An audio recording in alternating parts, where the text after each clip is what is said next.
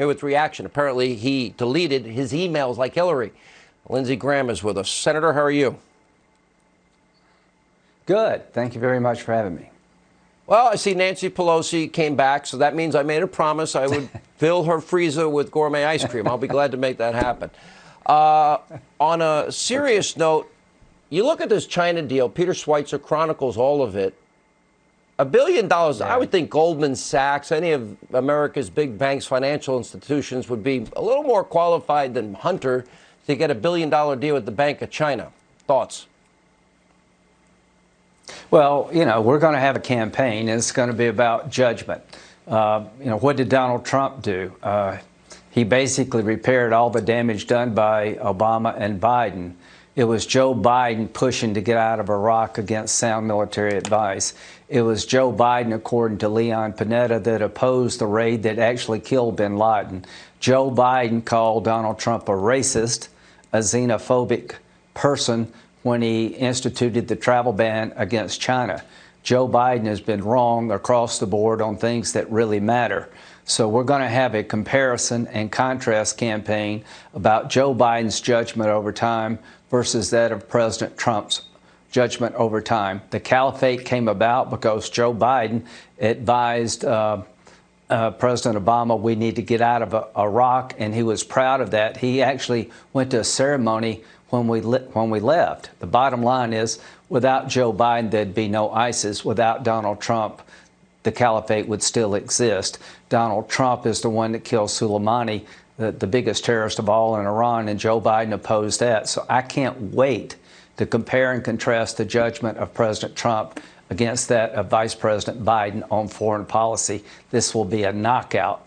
This will be over in round one on the debate stage. I see all of that. Now we've got to get to the issue of reopening the country. We keep talking about reopening. I'm in the epicenter of this thing. New York City, Long Island, I'm in both places. And what I can tell you is every time I go into a grocery store, Lindsay, they're packed. Every single time I'm there, the guys stocking the shelves are there. Yeah. And I remember I talked to one guy 2 weeks ago, and I said, please put your mask on, please. Thanks for all you're doing. Guy didn't have his mask on. I said, you gotta put it on. Yeah.